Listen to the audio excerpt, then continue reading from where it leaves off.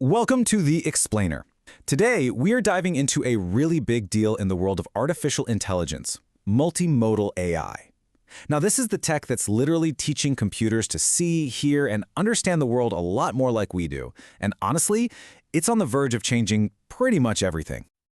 All right, so to really get what makes multimodal AI so special, let's actually forget about the technology for a second. Let's start with you and how all of us make sense of the world around us. No, really, think about it. When you walk into a room, your brain isn't just processing one little thing at a time, right? It's taking in everything all at once, the sights, the sounds, maybe even how the air feels, and it just weaves it all together into one single experience. So, that's why you don't just see a dog. You hear its bark, you can imagine feeling its fur, and you instantly connect the written word dog to that whole idea. For us, this whole thing of mixing and matching our senses, it's second nature. But for a computer, that's been a huge roadblock. Well, until now. Because that barrier, it's starting to crumble. AI is finally, and I mean finally, developing its own senses. It's getting the ability to process all these different kinds of information at the exact same time. And that, right there, is the revolutionary idea behind multimodal AI. Okay, so multimodal. What does that word even mean? And how is this different from the kind of AI we've been hearing about for years? Let's break it all down. First up, we got to know this one word, modality. And honestly, it's pretty simple. Just think of a modality as a single stream of information. It's kind of like our senses. For an AI, though, these aren't eyes and ears. They're different types of data. You've got text, images, audio, video, even things like GPS data from sensors. And this difference is absolutely crucial. See, for a long time, most AI was unimodal. It kind of had a one-track mind. A chatbot, it only did text. An image generator, only pixels. But multimodal AI, like Google's Gemini, for example, can handle a whole mix of these things all at once. And that gives it a much richer, more complete picture of what's going on. So the big question is, how does an AI actually do this? How does it take an image, a sound, and some text and, understand them all together? Let's take a peek under the hood at a simplified version of how it works. It basically boils down to a three-step dance. First, you have the input.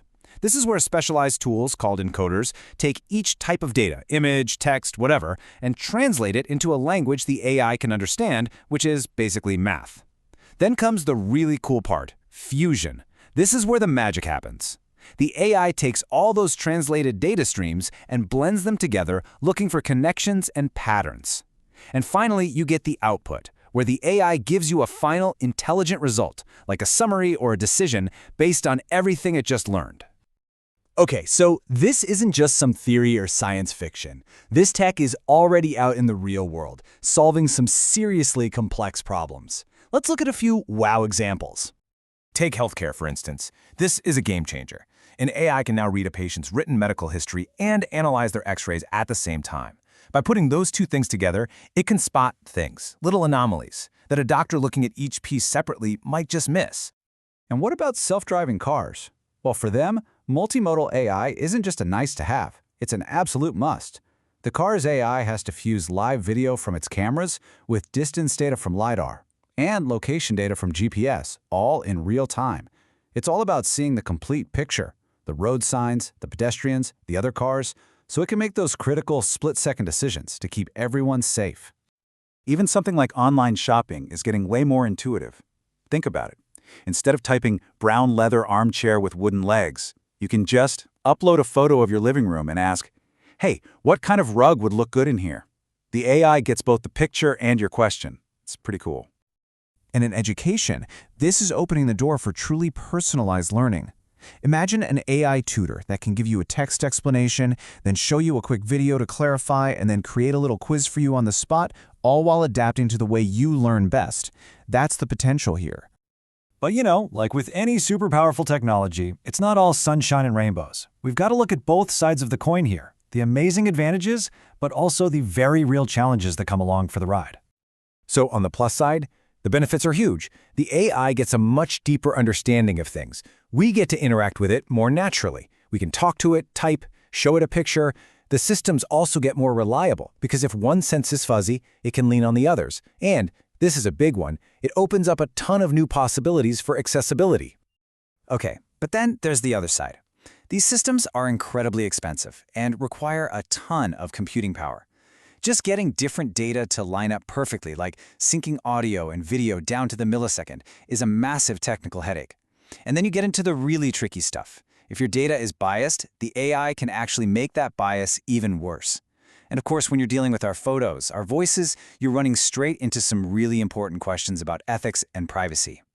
So, keeping all that in mind, the good and the bad, where does this all go from here? What's on the horizon as these systems get even smarter?